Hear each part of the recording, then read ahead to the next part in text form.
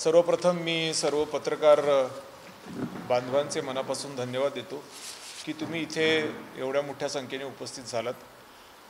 आपल्या जागतिक पातळीवरती मोठ्या प्रमाणामध्ये मंदी आहे। मुळात मध्यंतरीच्या काळामध्ये इंटरनॅशनल मॉनिटरी फंडच्या ज्या अध्यक्षबाई आहेत त्यांनी असं विधान केलं होतं की जगातील सरकारांनी एक अत्यंत महत्त्वाचा विचार करण्याची गरज आहे आणि तो म्हणजे सरकार चालवण्याच्या पद्धतीमध्ये बदल करणे। कारण सरकार जी त्या पद्धतीने चाललेली आहेत त्यातनं हे प्रदर्शित होते की जगाचं कर्ज आणि जगाचं उत्पन्न याच्यामध्ये तफावत येत चाललेली आहे। म्हणून कुठेतरी फेरबदल केल्याशिवाय गत्यंतर नाही। तफावत पॉझिटिव्ह नसून निगेटिव्ह आहे। कर्ज वाढत चाललं आहे आणि उत्पन्न कमी होत चाललं आहे, म्हणून जग दिवाळखोरीकडे चाललं आहे आणि म्हणून जागतिक मंदी आहे अशा पद्धतीचं त्यांचं विधान आत्ताही आपण जर इंटरनेटवर सर्च केलं तर चॅप्टर 4 मध्ये आपल्याला त्या पूर्ण भाषणाचा उल्लेख मिळतो। म्हणून असं काय आहे की जेणेकरून त्यांनी उपस्थित केलेल्या प्रश्नाला उत्तर मिळेल या बाबतीमध्ये जागतिक पातळीवर अनेक लोक संशोधन करत होते। गेल्या काही वर्षांपासून मी स्वतः चिंतित होतो, कारण माझ्या पण लक्षात येत होतं की सातत्याने कर्ज आपल्या भारत देशाचं वाढतंय आणि उत्पन्न त्या तुलनेत वाढत नाहीत। थोडक्यात आपण बघूया, भारतामध्ये मोठ्या प्रमाणामध्ये अगदी सुरुवातीपासून कर्ज आणि उत्पन्नाची जी गोळाबेरीज आहे ती निगेटिव्ह आहे। 2011-12 मध्ये मी थोडक्यात घेतोय, जास्त मी लांबणार नाही आहे, मुद्द्यावरच आपण येणार आहोत।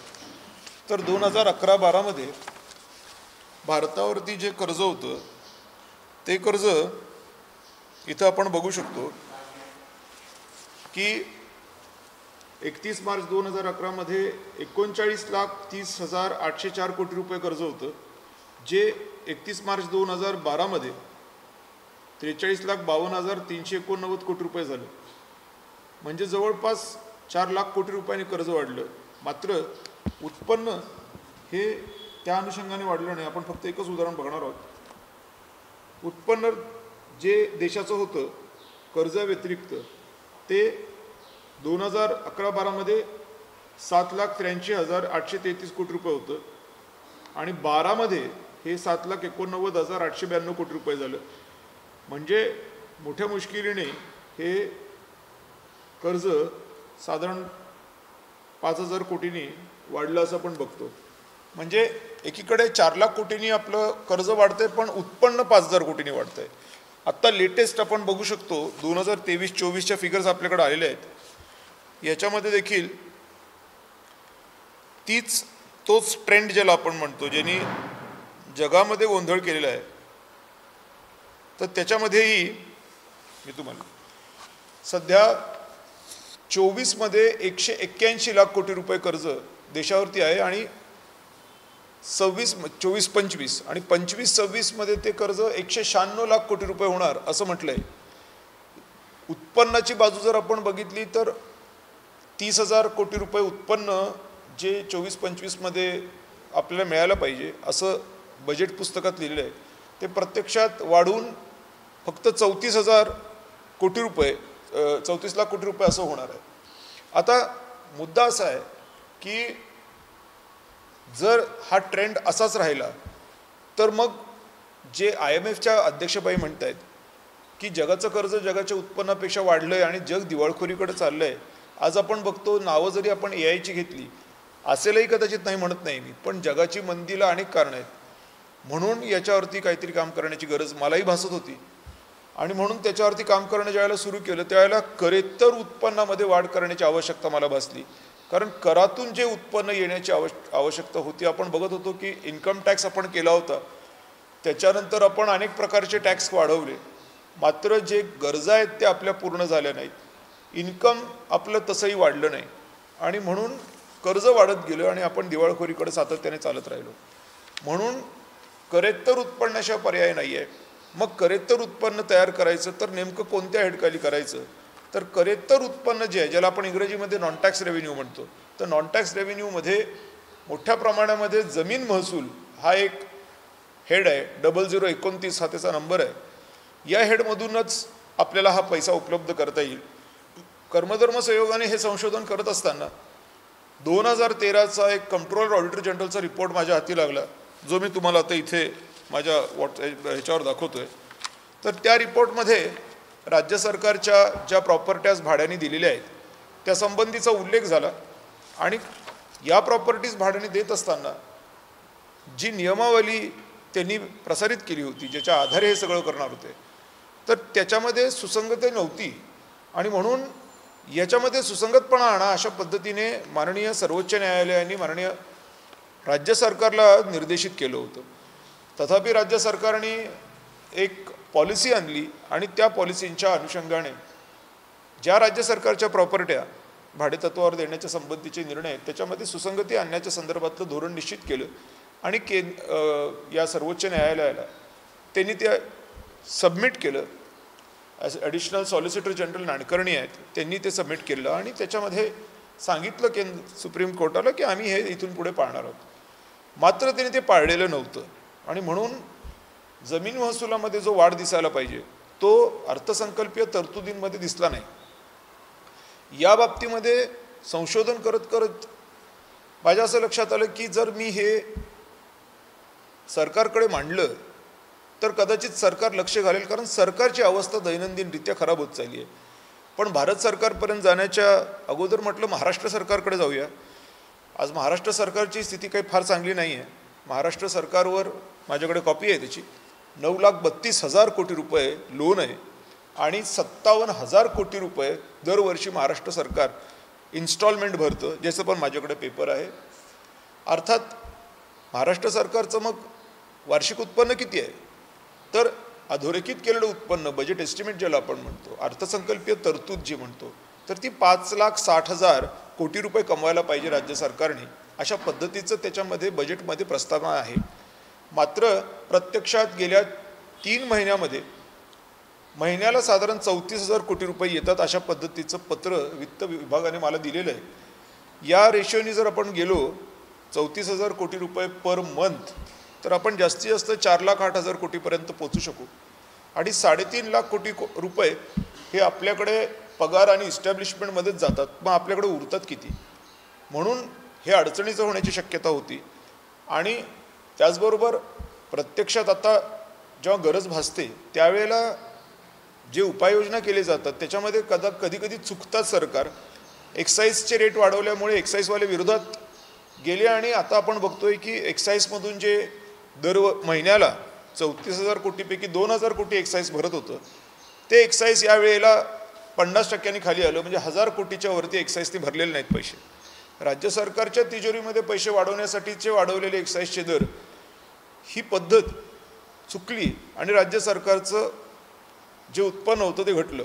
त्याचबरोबर GSTच्या संदर्भातला जो निर्णय झालेला आहे त्याच्यामध्ये देखील तिप्पट जवळपास कपात जर केली आहे आणि ती जर कपात कंटिन्यू ठेवायचा असा निर्णय जर झालेला आहे, तर प्रश्न असा येतो की राज्य सरकारला याच्यातून किती पैसे येत होत आहे, त्याचाही आपल्याकडे पुरावा आहे. 15,500 कोटी रुपये आपल्याला याच्यातनं दर महिन्याला येत होते.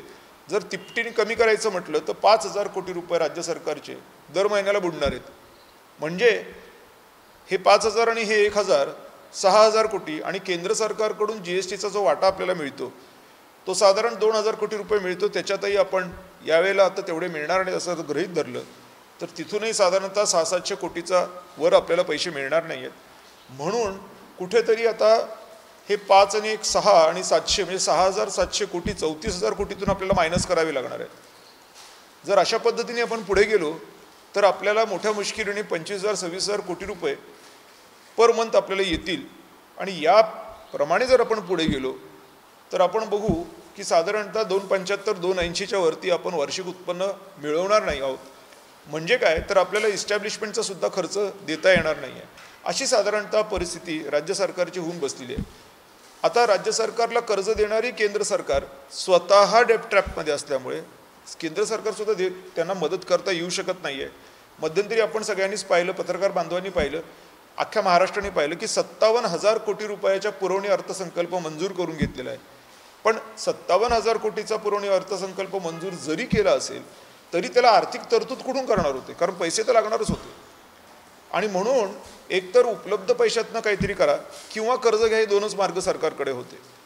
कर्ज सरकार घेऊ शकलं नाही आणि उत्पन्नात वाढ करू शकलं नाही, म्हणून सरकारने अनेक डिपार्टमेंटचे पगार कमी केलेत, बंद केलेत. आणि आत्ता सध्याची स्थिती अशी आहे की सरकार आपल्या पालकमंत्र्यांना सुद्धा आमदार निधी देऊ शकलेलं नाही आहे, ज्याचे पुरावे माझ्याकडे आहेत. याची एक प्रत मी तुम्हाला देऊ शकतो. इथे आपल्या जिल्ह्यामध्ये जर आपण बघितलं तर पालकमंत्री संजय शिरसाट यांना आमदार निधी 0 आहे. अतुल सावे जे मंत्री आहेत त्यांना आमदार निधी 0 आहे. प्रदीप जयस्वाल 0 आहेत. सगळे लोक 0 आहेत. नवीन जे केणेकर आमदार झालेत त्यांनाही 0च आहे. अशा पद्धतीची परिस्थिती तयार झालेली आहे. म्हणून याच्यामध्ये काय करावं लागेल जेणेकरून इकडे आपण बघू शकतो कंत्राटदारांचे 90,000 कोटी रुपये थकले असं म्हणतोय, पण ती 2 लाखाच्या वरती फिगर असण्याची शक्यता नाकारतायत. म्हणून सरकारचं उत्पन्न वाढवल्याशिवाय इलाज नाही आहे, कारण उत्पन्न नाही वाढलं तर आपण हे सगळं करणार कसं. लाडक्या बहिणीला मध्यंतरी त्यांनी जे पैसे दिलेत किंवा ते देत आहेत हे कुठेतरी नाईलाजाने काहीतरी कुठेतरी कपात करून ते पैसे देण्याचं काम चाललं आहे. नाहीतर आमदार फंडाला काही फार पैसे लागत नाहीत. एका आमदारला 5 कोटी जरी धरले तर एकूण आमदार 500, तुम्ही 288 खालच्या हाऊसचे आणि वरच्या हाऊसचे 200 जरी धरले, तुम्ही अगदी 500 आमदार जरी धरले तरीसुद्धा 2,500 कोटी रुपयाच्या वरती वर्षाला पैसे लागत नाही आहेत. ते देखील पैसे द्यायला त्यांच्याकडे खिशात पैसे नाही आहेत. हेच असं अधोरेखित होतं आहे का, कारण की प्रत्यक्षात आमदार निधी 0च आहे.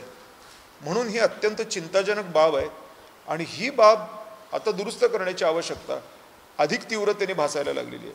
म्हणून जो प्रयत्न आणि जे संशोधन मी करत होतो त्या संदर्भामध्ये राज्य सरकारला मी मध्यंतरी अप्रोच केलं होतं आणि राज्य सरकारला विनंती केली होती की तुम्ही हा जो 2013चा जमीन महसूलचा जो एक ऑडिटर जनरलचा रिपोर्ट आहे तो इम्प्लिमेंट करा आणि त्यातनं 4 पैसे आणून त्यातनं सरकार चालवा, कारण हे अशा पद्धतीने चालणार नाही आहे. दुर्दैवाने त्यांच्या ते लक्षात आलं नाही आणि म्हणून कोर्टामध्ये मी गेलो होतो आणि कोर्टाला मी विनंती केली होती की सुप्रीम कोर्टाचा या संदर्भातला एक आदेश आहे ज्याचं अनुपालन झालेलं नाही आहे.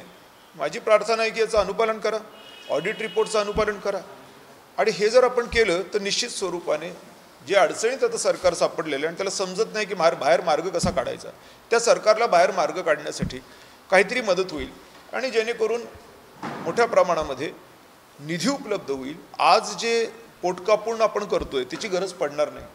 एक अत्यंत महत्त्वाची गोष्ट हे पुढं सांगत असताना मी पत्रकार बांधवांना सांगू इच्छितो की आत्ता सुप्रीम कोर्टाने एक जे आपले सरकारी वकील आहेत महाराष्ट्र गव्हर्नमेंटचे, यांना एका लँड ॲक्विजिशनच्या मॅटरमध्ये अशा पद्धतीने प्रश्न विचारला आहे की तुम्ही सरकारला विचारा की नेमकी तुमची देणी किती आहेत, कारण तुमची देणी जितकी आहेत तितकी देणी अधिक चालू देणी अशी मिळून जी रक्कम होते त्याच्या 1.5पटच नियोजन तुम्ही करू शकता, असं नियोजन खात्याचं नियम आहे. आता देणी किती आहे हे माहीत नसताना नवीन देणी तयार करणं हे योग्य नाही आहे. म्हणून एकदा देणी किती आहेत याचा तपास करा. सध्या सरकारमध्ये ते काम चाललं आहे. म्हणून अनेक डिपार्टमेंट्सची आपण बघतो की चालू प्रशासकीय मान्यता रद्द करण्यात आलेल्या आहेत. जसे आमच्या कन्नडमध्ये मुख्यमंत्री ग्रामसडक योजनेच्या जवळपास सगळ्या नवीन कामांना रद्दबातल करण्यात आलेलं आहे. जी कामं चालू आहेत जागेवरती ती स्थगित करा अशा पद्धतीचे सुद्धा आदेश आहेत.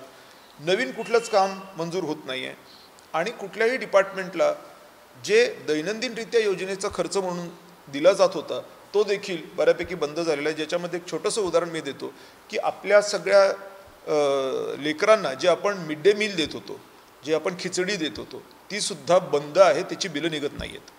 म्हणून मोठ्या प्रमाणामध्ये आर्थिक संकटातून आपण चाललेलो आहोत. याला तोडगा हा एवढाच जमीन महसुलीतून वाढ करणं एवढाच आहे. ह्याच्यामध्ये मी तुम्हाला काही त्या रिपोर्ट्सच्या संदर्भामध्ये, तो रिपोर्ट झाला त्या रिपोर्टच्या संदर्भामध्ये मी तुम्हाला काही नावं सांगतो. तुम्हाला त्याच्यात निश्चितच मला असं वाटतं की लक्षात येईल की हे जमीन महसुलीच्या संदर्भातला जो विषय घेऊन माननीय उच्च न्यायालयाकडे मी गेलो तर याच्यामध्ये इंडेक्स काढा ना, शेवटचं इंडेक्स 3 काढा. याच्यामध्ये नेमकी कोण ही केस स्टडीज आहेत. हे काही एंटायर स्ट्रक्चर नाही आहे, हे केस स्टडीज आहेत. आणि केस स्टडीज असल्यामुळे काही विशिष्ट केसेसच आहेत.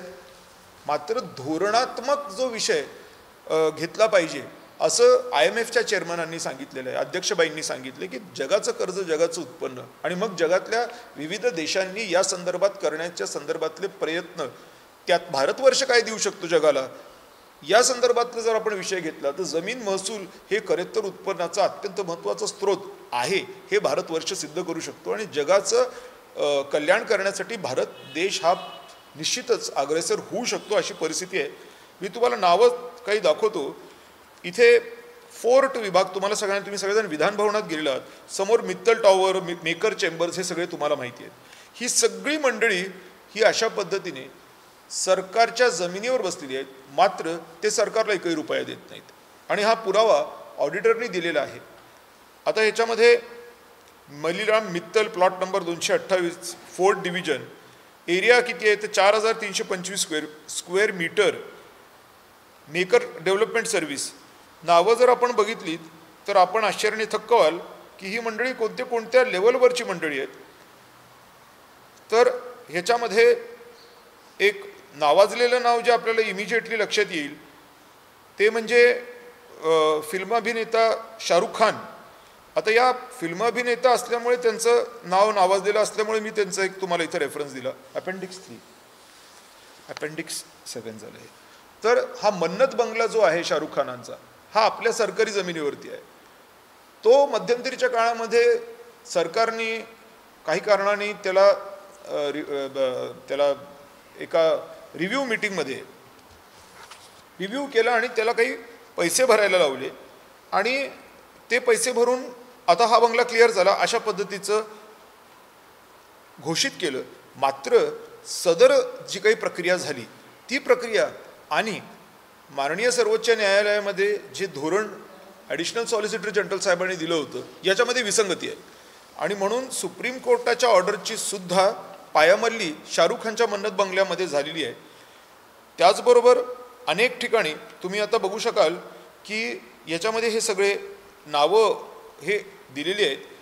तर आणखीन काही जर का महत्त्वाची नावं जर का तुम्हाला सांगायची ठरली तर ताज कंडोमोनियम म्हणजे ताज पॅलेस, हे जे गेटवे ऑफ इंडियाला ताज हॉटेल आहे, हे सुद्धा महाराष्ट्र सरकारच्या मालकीचं हॉटेल आहे, जागा आहे. रिझर्व्ह बँक ऑफ इंडियाची जी बिल्डिंग आहे, जी फोर्टमध्ये मोठी बिल्डिंग आपण बघतो, ती सुद्धा महाराष्ट्र राज्य सरकारची बिल्डिंग आहे. या बिल्डिंगचं सुद्धा 2006 मध्ये भाडे करार संपलेला आहे, पण 2006 मध्ये संपलेला असून देखील 2025 पर्यंत नवीन भाडे करार झालेला नाही आहे, जो खरं म्हणजे या धोरणामध्ये जे सुप्रीम कोर्टामध्ये दिलं होतं त्यानुसार व्हायला पाहिजे होता. आता ही किती मोठी जागा आहे रिझर्व्ह बँक ऑफ इंडियाची हे आपल्याला सर्वांना माहिती आहे. त्याचबरोबर अजून काही महत्त्वाची नावं मी तुम्हाला इथं याच्यामध्ये सांगू शकतो, जे इथे माझ्याकडे रिपोर्टमध्ये उपलब्ध आहेत. तर याच्यामध्ये आपण एक नाव मी मग तुम्हाला मित्तल चेंबर सांगितले, त्याच्यानंतर मेकर चेंबर्स जे विधान भवनाच्या समोरची जी मोठी जागा आहे ती आपण बघितलेली आहे. आता गौरी खान आणि शाहरुख खान आपण बघितलं आहे रेसिडेन्शियल, 1981ला त्यांचा करार संपलेला होता, आणि त्यांनी ज्यांच्याकडनं घेतलं होतं त्या ग्रस्तांचा करार 81ला संपला, त्यामुळे त्यांनी घेत असताना तो चुकीच्या पद्धतीने घेतलेला आहे. Juhu Beach Resorts Private Limited ही जी प्रॉपर्टी आहे ही रहेजा रिअल इस्टेटची आहे. रहेजा रिअल इस्टेट म्हणजे JW मॅरियट जे हॉटेल आहे जुहूला, एक पंचतारांकित हॉटेल आहे, ती जागासुद्धा आपली आहे. याच्यामध्ये आपली म्हणजे आपल्या देशाची आहे. हे विशिष्ट लोक त्याच्यावरती कब्जा करून बसल्यामुळे आपल्याला त्याच्यातनं येणारा पैसा, महसुली उत्पन्न जे जमीन महसूल उत्पन्न आहे ते येत नाही आहे. ते जर पैसे आपल्याकडे आले तर निश्चित स्वरूपाने आपल्याला पुरेसे पैसे मिळतील. ह्याच्यामध्ये रहेजा रिअल इस्टेट सर्व्हिसेस यांचं सुद्धा जुहूमध्ये प्लॉट इथे दाखवलेला आहे. आणि हा सगळा एकंदरीत पूर्ण जो रिपोर्ट आहे, ही सगळे रिपोर्टच्या कॉपीज आम्ही माननीय उच्च न्यायालयाला सादर केल्या, आणि हे सगळं पाहता केंद्र सरकारलाही मदत व्हावी, राज्य सरकारलाही मदत व्हावी, आणि जागतिक पातळीवर भारत हा एक प्रकारे कल्याणाचे मार्ग मोकळे करण्याच्या संदर्भातला एक अग्रगण्य असा देश जो नेहमीच होता तो पुन्हा एकदा सिद्ध व्हावा म्हणून लोककल्याणाच्या अनुषंगाने हा विषय आता घेतला गेला. आणि माननीय उच्च न्यायालयाने काल या संदर्भामध्ये राज्य सरकारला मुख्य सचिवांच्या वतीने नोटीस काढलेली आहे आणि राज्य सरकारला नोटीस काढल्यामुळे आता राज्य सरकार याच्यावरती निश्चित स्वरूपाने उत्तर देईल. याच्यात दोन बाबी गंभीर आहेत. एक बाब अशी आहे की राज्य सरकार आणि केंद्र सरकार प्रचंड अडचणीत असताना ते या नोटीसला सकारात्मकरित्या घेतात का नकारात्मकरित्या घेतात. कारण राज्य सरकारकडे हे आम्ही ऑलरेडी दिलं होतं, पण राज्य सरकार काही कारणास्तव नाही करू शकलं, नाही समजलं असावं किंवा काय कारणं असावीत. मात्र आता त्यांच्याकडे हे पर्याय आहेत. एक की त्याला सकारात्मकरित्या घ्यावं किंवा नकारात्मकरित्या घ्यावं. माझी प्रार्थना राज्य सरकारला आपल्या माध्यमातून ही राहील, आपण सगळेच अडचणीत आहोत आणि आपल्याला एकमेकाला सहकार्य करावं लागणार आहे. ठीक आहे, काही कारणास्तव सरकारला ते समजलं नसेल, मात्र आता जेव्हा नोटीस निघालेली आहे त्यावेळेला सरकारने याला सकारात्मकरित्या घ्यावं, जेणेकरून अडचणीत सापडलेलं राज्य सरकार, केंद्र सरकार आणि जागतिक पातळीवर देशाची असलेली आजची या जमीन महसुलीतून देश चालवावा, करेत्तर उत्पन्न, कर काढून कर्ज काढून देश चालत नाही आहे, उत्पन्न वाढत नाही आहे, या प्रश्नाला उत्तर देण्याची क्षमता याच्यातनं निश्चितपणे पूर्ण होईल. त्याचबरोबर दुसरा एक विषय असाही आहे की राज्य सरकारने 2013मध्ये जो ऑडिट झालेलं होतं तर त्याचं कंप्लायन्स केलेलं नाही आहे. म्हणून राज्य सरकारसुद्धा तसं पाहायला गेलं तर तांत्रिक दृष्टिकोनातनं धोक्यात आहे. कारण एखादं पब्लिक ट्रस्ट असतं तर त्यांनी जर कंप्लाय केलं नाही तर काय होतं हे आपल्याला सर्वांना माहिती आहे. ते ट्रस्ट बरखास्त होतं. आम्हाला ट्रस्ट बरखास्त करणं याच्या पाठीमागचा उद्देश नाही आहे. आमचा उद्देश आहे की यातनं निधी उपलब्ध व्हावा, ज्यामधून पुढे सरकारचं उत्पन्न वाढावं, लोककल्याणकारी योजनांना पुरेसे पैसे मिळावेत. भरपूर ठिकाणी आज आपण बघतोय की अग्निवीर म्हणजे केंद्र सरकारला परमनंट मिलिटरी देण्याची सुद्धा ताकद उरलेली नाही आहे. तर ते काय परमनंट पोलीस देणार आहेत किंवा काय परमनंट तहसीलदार देणार आहेत. देशाची एक्सटर्नल सिक्युरिटी पैशाच्या अभावी धोक्यात असताना अशा पद्धतीचे जे लोक पैसे आपले महसूलचे पैसे दाबून ठेवलेले ज्यांनी आहेत यांच्याकडून ते पैसे जर उपलब्ध करून घेतले तर निश्चित स्वरूपाने सुजलाम सुफलाम असा या सगळा एकंदरीत विषय होऊ शकेल. आणि एक शेवटची महत्त्वाची गोष्ट, मग आपण प्रश्नोत्तरं घेऊया, तुम्हाला काय विचारायचं असेल तुम्ही विचारू शकता. शेवटची महत्त्वाची गोष्ट याच्यामध्ये अशी आहे की आत्ता सध्या जे मी मगाशी म्हटलं की सुप्रीम कोर्टाने सांगितलं आहे की जुनी देणी किती आहेत ते एकदा दाखवा. आता जुनी देणी किती आहेत याचा हिशोब लागेपर्यंत सगळं थांबलंय. आता जुनी देणी जर आपण बघतोय एकीकडे 9,32,000 कोटी तर आपल्याला विविध बँकांचेच द्यायचे आहेत किंवा मार्केट लोन द्यायचे आहेत. पण ही जी बाकीची आहे ज्याच्यामध्ये लँड ॲक्विजिशन आहे, ज्याच्यामध्ये आता छत्रपती संभाजीनगरचं मी तुम्हाला उदाहरण देतो की छत्रपती संभाजीनगरमध्ये आपल्याला जिल्ह्यातील एकूण माननीय न्यायालयीन जप्ती प्रकरणातील रक्कम ही 386 कोटी रुपये आहे. जी आपल्याला रक्कम त्या हेडमधून द्यायची आहे ज्या हेडमध्ये DPDCला काही पैसे आलेले आहेत. DPDCला जे पैसे येतात त्याचा कंट्रोल पालकमंत्र्यांकडे असतो असं आपण म्हणतो.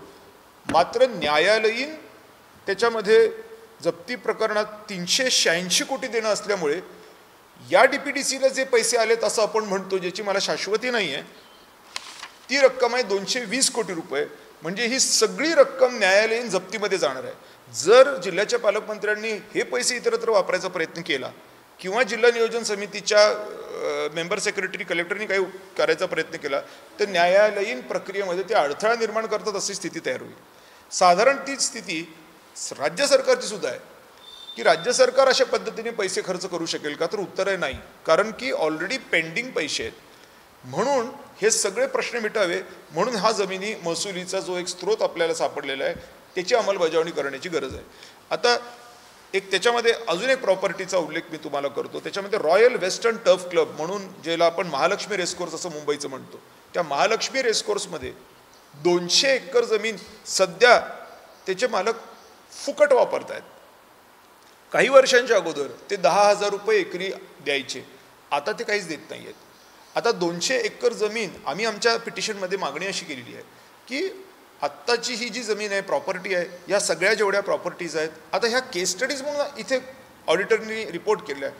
मात्र अशा पद्धतीच्या किती प्रॉपर्ट्या महाराष्ट्रात आहेत अशा पद्धतीच्या किती प्रॉपर्ट्या देशात आहेत, ज्या प्रॉपर्ट्या अशा पद्धतीच्या लोकांनी घेतल्या तरी भाडं बिलकुल पण भरत नाही आहेत, याचं तुम्ही माहिती घ्या. आणि म्हणून आत्ता कोर्टाने ती माहिती मागवली आहे नोटीसच्या माध्यमातून माननीय मुख्य सचिव महाराष्ट्र राज्य यांच्याकडनं. आता हे सगळ्या प्रॉपर्ट्यांमध्ये हे जो रॉयल वेस्टर्न टर्फ क्लब आहे, ही 200 एकर जमीन म्हणजे आज आपण बघू शकतो की साधारण अगदी नॉर्मल रेटमध्ये जरी आपण दिली तर 100 एकर तरी आपल्याला ती डेव्हलपमेंटसाठी उपलब्ध होऊ शकते. आज 100 एकरचा हिशोब जर आपण लावला तर साधारणतः 4 लाख स्क्वेअर फीट, 50% त्याच्यातले आपण डेव्हलपमेंट जरी म्हटलं तर 2 लाख स्क्वेअर फीट आपल्याला मिळतात. 7 FSI जर मुंबईचा धरला तर 14 लाख स्क्वेअर फीट मिळतात, म्हणजे 1000 स्क्वेअर फीटचे 1400 फ्लॅट तयार होतात. एका फ्लॅटला तिथे 1 कोटी रुपये डिपॉझिट आहे, 1400 कोटी रुपये सरकारला डिपॉझिट मिळेल आणि एका महिन्याचं भाडं 3 लाख रुपये 4 लाख रुपये तिथे आहे. म्हणजे महिन्याचं जवळपास 150 ते 200 लाख रुपये किमान, मला तरी वाटतं कॅल्क्युलेशन अजून पुढे जाईल. आणि वार्षिक उत्पन्न प्लस स्टॅम्प ड्युटी आणि रजिस्ट्रेशन, एकटी प्रॉपर्टी ही मोठ्या प्रमाणामध्ये, आणि प्लस हे जे 1400 कोटी रुपये आपले डिपॉझिट म्हणून येत आहेत, ह्याच्यामध्ये जर आपण 8% 9% जरी आपण कमीत कमी जरी दिले तरी ते पैसे वेगळे. असे राज्य शासनाला पैसे एक प्रॉपर्टी देऊ शकते, अशा पद्धतीचं आमच्या PIL मध्ये आम्ही नमूद केलेलं आहे. म्हणून या सगळ्या गोष्टींच्या पार्श्वभूमीवर आज जगाला दिशा देऊ शकतो. आणि महाराष्ट्र आणि केंद्र सरकारची जी दिवाळखोरी झालेली आहे, ज्याच्यामध्ये आज आपण प्रचंड अडचणीत सापडले. आपण बघतोय की आमदारांना सुद्धा आपल्याला पैसे द्यायला पैसे नाही आहेत, जिल्हा नियोजन समितीला पैसे द्यायला पैसे नाही आहेत, जिल्हा परिषदेला पैसे द्यायला पैसे नाही आहेत, आपल्याला मिड डे मीलला पैसे नाही आहेत, आपले शिष्यवृत्त्या बंद आहेत, आपल्याला सरकारी नोकऱ्या द्यायला पैसे नाही आहेत, आपण नवीन इंजिनिअरिंग मेडिकल कॉलेजच्या जागा काढू शकत नाही आहे. आज आरक्षणावरून मोठ्या प्रमाणात भांडणं चाललेली आहेत, पण आरक्षण मिळाल्याच्या नंतर देखील जागा कमी असल्यामुळे त्यांच्यातही पुन्हा भांडणं लावू शकतात. म्हणून खरं म्हणजे या सगळ्या गोष्टींना आर्थिक तरतुदीची आवश्यकता आहे. आणि ती आर्थिक तरतूद कशातनं करावी हा मोठा प्रश्न जो निर्माण ज्यावेळेला होतो त्यावेळेला अशा पद्धतीने याला उत्तरित केलं जातं. हा 25 जुलै 2019चा जो राज्य शासनाचा निर्णय आहे, जो मी मगाशी आपल्याला म्हणालो की सुप्रीम कोर्टमध्ये याला दाखल केलेलं आहे, ह्याची सुद्धा कॉपी आपल्याकडे आहे. हे सगळं करत असताना या कॉपीमध्ये ज्या वेगवेगळ्या शाळा संस्था किंवा खाजगी माणसे यांना ज्या प्रॉपर्ट्या दिलेल्या आहेत या कशा पद्धतीने दिल्या पाहिजेत याचं विवरण आहे. फक्त एक क्लॉज त्यांनी अधिक एक्स्ट्रा घालून ठेवला, तो असा आहे की ख्यातनाम व्यक्तींना पण आम्ही जमिनी देणार. आता ख्यातनाम व्यक्ती म्हणजे कोण? ख्यातनाम व्यक्ती, मग शाहरुख खानला तुम्ही ख्यातनाम व्यक्ती म्हणणार का? तो फक्त एका प्रोफेशनमधला माणूस आहे, एखादा चांगला डॉक्टर, एखादा चांगला इंजिनियर, तसा एखादा चांगला ॲक्टर. मग तो ख्यातनाम कसा झाला? ख्यातनाम व्यक्ती मी म्हणेन की संत गाडगेबाबा हे ख्यातनाम व्यक्ती आहेत, साईबाबा ख्यातनाम व्यक्ती आहेत. अशी व्यक्ती जी आत्ता जिवंत आहे पण पूर्णतः समाजाला वाहून दिलेलं आहे, अशा व्यक्तीला तुम्ही ख्यातनाम व्यक्ती म्हणू शकता. पण जे कुठल्या तरी एखाद्या प्रोफेशनमध्ये आहेत आणि फक्त ते पॉप्युलर आहेत कारण का त्यांना लोक ओळखतात म्हणून आपण त्यांना ख्यातनाम व्यक्ती कसं म्हणावं असा सुद्धा आमच्या मनामध्ये विचार आहे. नोबेल प्राईज ज्यांना मिळालेलं आहे, अनेक लोक आहेत ज्यांनी वेगवेगळ्या फील्डमध्ये प्रचंड मेहनत केल्यामुळे त्यांना जागतिक पातळीवर त्यांचा सन्मान झालेला आहे. अशा लोकांना आपण ख्यातनाम व्यक्ती म्हणू शकू. पण ज्यांचं एक प्रोफेशन आहे त्यांना आपण ख्यातनाम व्यक्ती म्हणून आपण ती जागा देणार आहोत का, अशातला पण एक प्रश्न आहे. म्हणून आमच्या पिटिशनमध्ये आम्ही हेही चॅलेंज केलं आहे की ही जी काही तुम्ही पॉलिसी केलेली आहे, वस्तुस्थिती ही आहे की सुप्रीम कोर्टाने सांगितलं होतं की बा एक पॉलिसी तयार करा जी सर्वसमावेशक असेल. पण ही पॉलिसी तसं पाहायला गेलं तर सर्वसमावेशक नाही आहे. कारण ख्यातनाम व्यक्ती हा जो मुद्दा आहे हा गंभीर मुद्दा आहे आणि ह्याच्यामध्ये तुम्ही कोणालाही घालू शकता. ते कोणाचे अधिकार आहेत तर ते राज्य सरकारचे अधिकार आहेत. बरं, राज्य सरकार त्या अधिकाराने कोणालाही कुठलीही प्राईम प्रॉपर्टी देऊ शकेल का, असा पण एक विषय आहे. मन्नत बंगला जर ख्यातनाम व्यक्ती म्हणून तुम्ही त्याला दिला असेल जो सरकारी आहे, तर मग ही गोष्ट भारताच्या दृष्टिकोनातून अयोग्य आहे.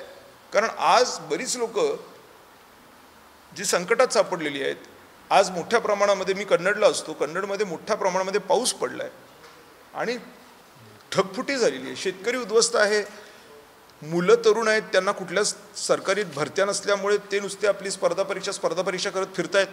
MIDC नवी तयार करता येऊ नाही लागली सरकारला, कारण सरकारकडे जमीन अधिग्रहणाचे पैसे नाही आहेत.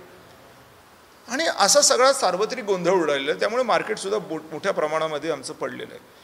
या सगळ्या गोष्टींमध्ये मी तुम्हाला एक गोष्ट आणखीन एक तुम्हाला इथे निदर्शनास आणून देऊ इच्छितो की राज्याच्या नैसर्गिक आपत्ती व्यवस्थापनामध्ये देखील पैसे नाही आहेत.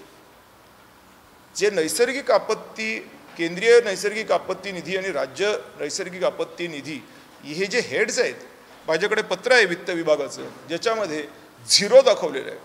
म्हणजे आत्ता जो गोंधळ तिथे चाललेला आहे त्याला उत्तर द्यायला सरकारकडे उत्तरच नाही आहे. का? कारण का पैसे नाही आहेत. डेड बॉडीज, तुटलेले पूल, तुटलेले रस्ते, म्हणजे एवढा गोंधळ झाला आहे की त्याला काही कुठली सीमाच राहिलेली नाही आहे. स्वतःचं कार्य करावं लागतं. बचत कार्यासाठी लोक नाही आहेत. बॉड्या बुडाल्या काढण्यासाठी अग्निशामक दलच नाही आहे. ती गावातलीच मुलं जाऊन ते काढतायत, अशी स्थिती आहे. म्हणून या सगळ्या पार्श्वभूमीवर हे काम अत्यंत महत्त्वाचं आहे. मी आपल्या माध्यमातून सरकारला सांगू इच्छितो की तुम्ही या नोटीसचं उत्तर पॉझिटिव्ह द्या. आम्हाला तुमचं सरकार घालवण्यामध्ये कुठलाही इंटरेस्ट नाही किंवा कोणाचं दुखापत व्हावी असा कुठलाही उद्देश याच्या पाठीमागे नाही आहे. पवित्र साधा उद्देश आहे. जग अडचणीत आहे आणि देशाला संधी आहे जगाला मार्ग दाखवण्याची. ती संधी देशाने हुकवू नये. अत्यंत चांगलं डॉक्युमेंट मिळालेलं आहे, अत्यंत चांगल्या पद्धतीने मांडलं गेलेलं आहे आणि कोर्टाने सुद्धा त्याला सकारात्मकरित्या घेतलेलं आहे आणि त्या पद्धतीने राज्य सरकारकडे नोटीस पाठवलेली आहे. आता राज्य सरकार याला सकारात्मक दृष्टिकोनातून जर बघत असेल तरच हे सगळं होईल.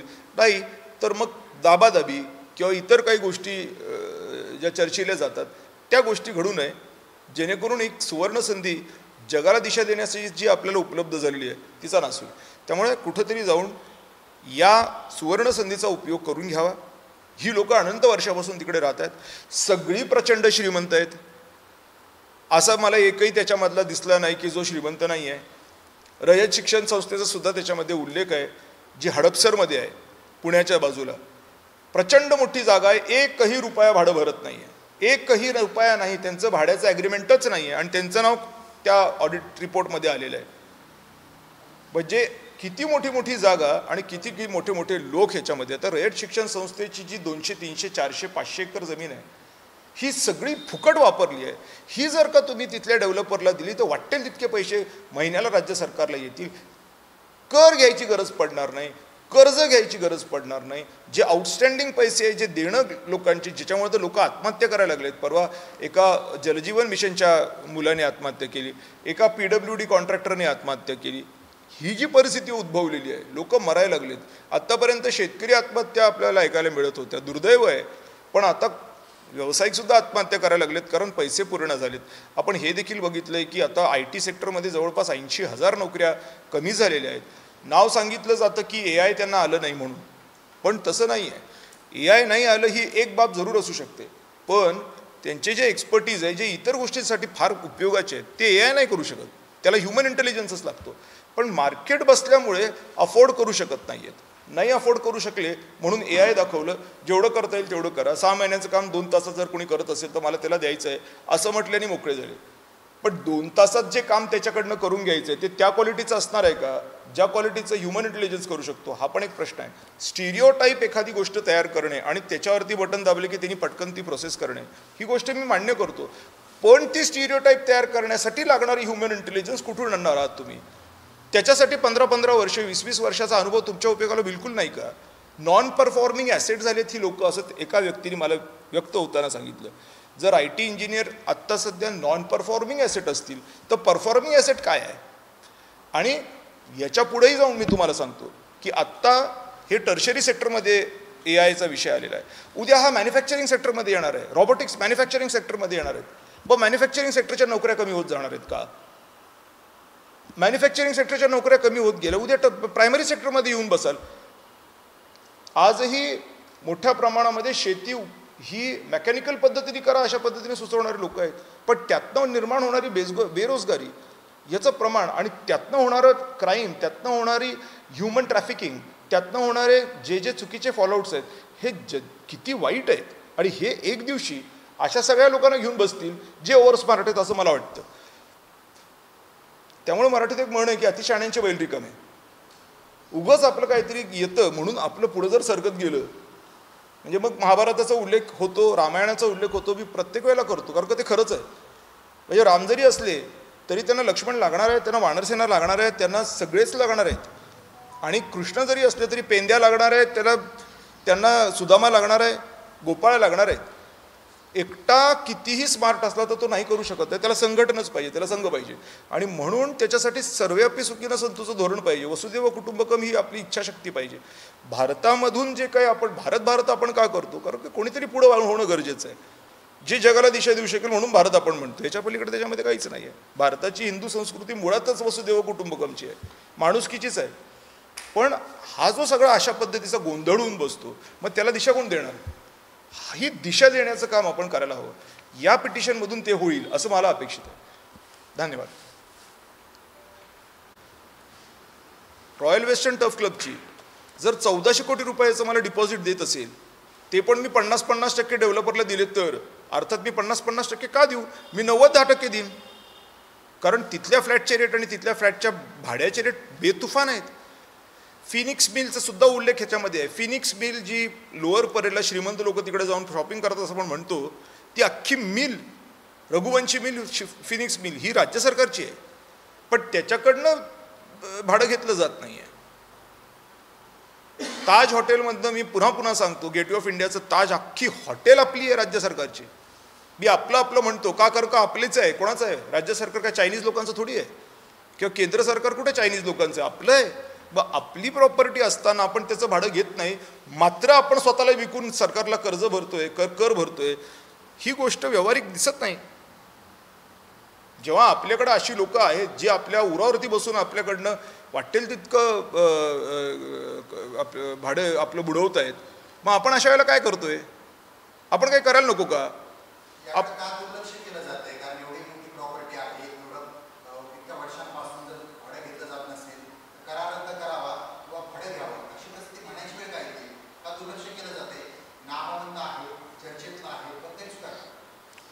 हा मला असं वाटतं, माझं वैयक्तिक मत असं आहे की याच्यामध्ये सगळेच इन्व्हॉल्ड आहेत.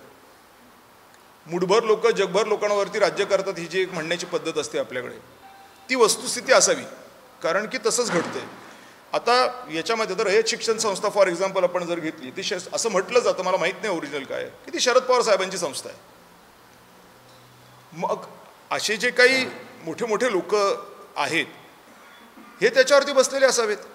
काही टी व्ही चॅनल्सला 4 वर्षापूर्वी अत्यंत नामांकित गिणलं जाणाऱ्या मी हे सगळे पुरावे दिले होते. प्रसंग आला तर मी त्या संपादकांचं नावही जाहीर करेन आणि त्यांचे रेकॉर्ड्स पण माझ्याकडे आहेत. पण तो प्रसंग येऊ नये, कारण का ते खूप मोठ्या लेवलवर आहेत. मी जर नाव घेतलं आणि रेकॉर्ड दाखवलं तर धिंगाणा होऊन जाईल. तो मला धिंगाणा नको आहे. मला शांतपणे हे व्हावं अशी माझी प्रामाणिक पवित्र इच्छा आहे. अर्थात त्यांनाही काही अडचणी असाव्यात म्हणून त्यांनी ते प्रकाशित केलं नसावं. मग हे काही नुसतं कुठले काही पुढारी आहेत, काही राजकारणी आहेत असं नाही, काही प्रेसमधलेही लोक आहेत, काही गँगस्टर्स आहेत, काही वेगवेगळे असे लोक आहेत ज्यांचे त्याच्यामध्ये हितसंबंध गुंतलेले आहेत, म्हणून देखील ते प्रकाशित होत नाही, म्हणून देखील त्याचं लाईमलाईटमध्ये येत नाही, म्हणून देखील त्याच्यावरती उपाययोजना होत नाही.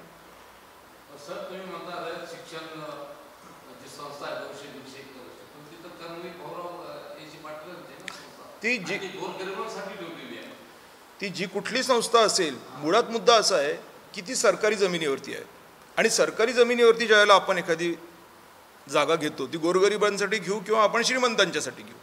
सरकार पण गोरगरिबाचंच आहे, सरकार श्रीमंताचं नाही आहे. सरकारमध्ये पण गोरगरीब येतात. मग आपण आपल्यालाच घेतोय का? मग त्याची काहीतरी एक धोरण असण्याची आवश्यकता होती. म्हणून सुप्रीम कोर्टाने विचारलं की अरे तुमचं धोरण काय आहे? आणि ते धोरण काय आहे? तर ते हे धोरण आहे जे माझ्या हातात आहे आणि ह्या धोरणाप्रमाणे आम्ही करू असं राज्य सरकारचं म्हणणं आहे. ते सुप्रीम कोर्टामध्ये दाखल झालेलं आहे. आणि सुप्रीम कोर्टाने सांगितलं की मग जर असं तुमचं म्हणणं आहे तर आता मी हे संपलं असं गृहीत धरतो आणि आता तुम्ही अशा पद्धतीने चाला. पण हे फॉलो नाही केलं गेलेलं. आपली जी केस आहे ती ही आहे की ह्याला फॉलो करा. ह्याच्यात सगळ्या जी काही आत्ता कॅगमध्ये उपलब्ध आहे ती आमच्याकडे यादी आहे. काही राईट टू इन्फॉर्मेशनमध्ये काही आम्हाला मिळाली ती पण आमच्याकडे उपलब्ध आहे.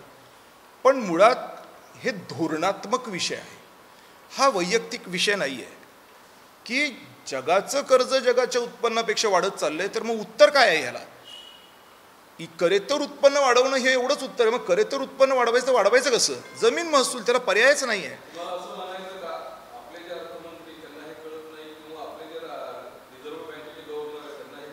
रिझर्व्ह बँक स्वतः त्याच्यामध्ये प्रॉब्लेममध्ये आहे. रिझर्व्ह बँक स्वतःची बिल्डिंग आहे त्यांची, ज्या बिल्डिंगमध्ये ते राहत आहेत, ऑफिस त्यांचं फोर्टमध्ये एवढं मोठं आहे, ते भाडं भरत नाही आहेत. नाही कळत आहे त्यांना, असंच म्हणावं लागेल. कळायला हवं त्यांना, नाही कळत आहे. आणि जर माझं खोटं असेल तर मग हा रिपोर्ट, या रिपोर्टचं मी काय करू? हा ऑडिटर जनरल ऑफ इंडियाने तयार केलेला रिपोर्ट आहे, हा माझा घरचा रिपोर्ट नाही आहे, हा आरोप नाही आहे, ही वस्तुस्थिती आहे. वस्तुस्थिती असल्यामुळे तिचा उपयोग करायला हवा. आज हा रिपोर्ट जर का एवढ्या मोठ्या लोकांपर्यंत, मी ज्या वेळेला सुरुवातीला, मी तुम्हाला मगाशी पण सांगितलं की ज्या वेळेला राज्य सरकारकडे आम्ही हे मी घेऊन गेलो त्यावेळेला सुजाता सौनिक मॅडम या मुख्य सचिव होत्या, त्यांच्याकडे जेव्हा मी हा रिपोर्ट दिला ते आश्चर्याने थक्क झाल्या. ते म्हटलं असं कसं काय? मी म्हटलं मॅडम जे आहे ते हे आहे. मग त्यांनी इमिजिएटली अतिरिक्त मुख्य सचिव वित्त विभाग यांना लिहिलं, एक माणूस दिला माझ्याबरोबर स्पेशल. तो माणूस फाईल घेऊन होता आणि मी त्याच्या पाठीमागं, ते मला माहीत नव्हतं की ते कुठं बसतात, तिथपर्यंत ते मला घेऊन गेले. आणि तिथं अतिरिक्त मुख्य सचिव साहेबांच्या केबिनला ते तिथे नव्हते म्हणून प्रधान सचिवांकडे आम्ही गेलो. तिथं प्रधान सचिवांनी जेव्हा ती फाईल बघितली आणि सुप्रीम कोर्टामध्ये जे आपण लिहून दिलेलं आहे महाराष्ट्र गव्हर्नमेंटनी, त्यावेळेला ते आश्चर्याने थक्क झाले. ते म्हटले हे आम्हाला कसं काय माहीत नाही, आणि आम्ही जर हे लिहून दिले तर आम्हाला हे पाळावंच लागणार आहे, कारण हे सुप्रीम कोर्टाचा कंटेम्प्ट होऊन आम्ही जेलमध्ये जाऊ. ही अवेअरनेसचा सुद्धा एखाद्याला प्रॉब्लेम असू शकतो.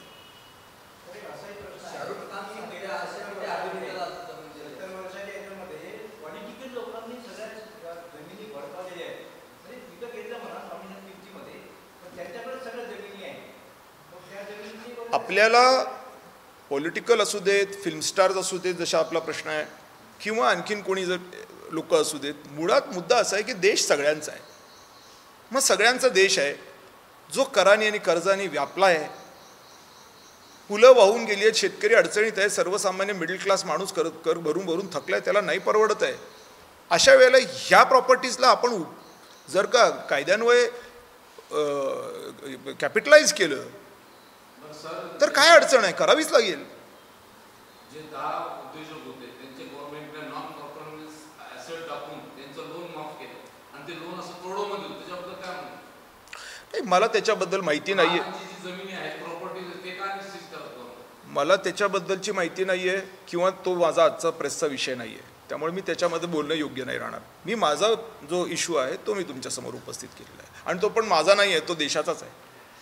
कारण याच्यातनं मला तर काय बेनिफिट आणि कशाबद्दल, जर मी पुन्हा सगळ्यांना सांगत असतो आणि तुम्हाला पण मी माफ करा मला, तुम्ही अनेक मोठ्या मोठ्या प्रेस कॉन्फरन्सला जाता, मी कोणच नाही तुमच्यासमोर, पण मी एक तुम्हाला सांगतो जे मला कळतं. श्रीमंत देशातला भिकारी नागरिक चालेल, पण भिकारी देशातला श्रीमंत नागरिक नाही परवडत. कारण तो फिरायला पहिलगामला जातो, बायको वापिस येतो, तो तिथंच राहतो.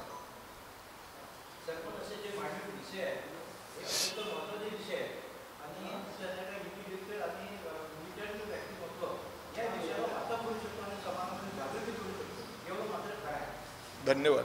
आणि या अनुषंगाने मी 2 जनजागृतीचे मेळावे देखील घेतलेले आहेत कन्नडमध्ये. अत्यंत सुंदर मेळावे झाले, आणि या मेळाव्यांना जवळपास म्हणजे स्वखर्चाने 7-8 हजार लोक येत होते. 2.5-3 तास व्याख्यान चालायचं तरी हल्ले नाहीत. जेवायला 8:30 वाजता लोक खेड्यातले जातात, पण 9:45पर्यंत न जेवलेले लोक मी पाहिलेत.